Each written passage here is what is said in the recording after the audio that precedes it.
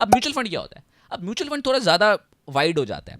Unlike ETF और stocks जो stock exchange में लिस्ट किए जाते हैं, म्यूचुअल फंड एक प्राइवेटली ओन एसेट होता है। बेसिकली उसको स्टॉक एक्सचेंज में लिस्ट नहीं किया जाता और वो इतना लिक्विड भी नहीं होता कि आप उसे रोजाना हर सेकंड बाय सेल कर सकें।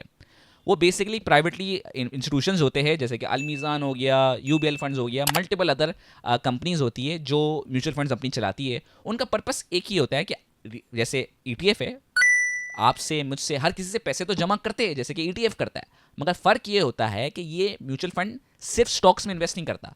वो उसके पास मल्टीपल ऑप्शंस होते हैं, जैसे कि वो गवर्नमेंट के टी बिल्स में भी इन्वेस्ट कर सकता है, गवर्नमेंट के बॉन्ड्स में भी इन्वेस्ट कर सकता है, इनकम फंड्स, कॉर्पोरेट फंड्स, मतलब मल्टीपल ऑप्शन हो सकते हैं। वो डेट सिक्योरिटीज़ में भी जा सकता है, जैसे कि टी बिल्स हो गए। वो स्टॉक इंडेक्स फंड भी बना सकते हैं, आप इंडेक्स फंड में भी इन्वेस्ट कर सकते हैं। बेसिकली वो ईटीएफ की तरह काम करता है, वो बास्केट ऑफ स्टॉक्स खरीदता है, एक पोर्टफोलियो बनाता है, उसकी परफॉर्मेंस आपको फिर उसके हिसाब से रिटर्न दिया जाता है। फिर गोल्ड फंड भी होता है, उससे आप उस फंड से वो गोल्ड भी खरीद सकते हैं, उसी फंड से वो शायद प्रॉपर्टी भी खरीद सकते हैं। तो ऐसे म्यूचुअल फंड में मल्टीपल ऑप्शंस आपको मिल जाते हैं कि आपको जो आपका रिस्क एपेटाइट है ना, अगर मेरा रिस्क ज़्यादा है तो मैं बोलूँगा भाई मेरे स्टॉक फंड में पैसे लगाओ। अगर मेरा रिस्क कम है तो मैं बोलूँगा भाई मुझे money market, T bills, cash fund, इस टाइप में पैसे मेरे लगा दो, क्योंकि इसमें रिस्क बड़ा कम होता है, बल्कि रिस्क होता ही नहीं है, बड़ा रिस्क फ्री होता है ये बिजनेस।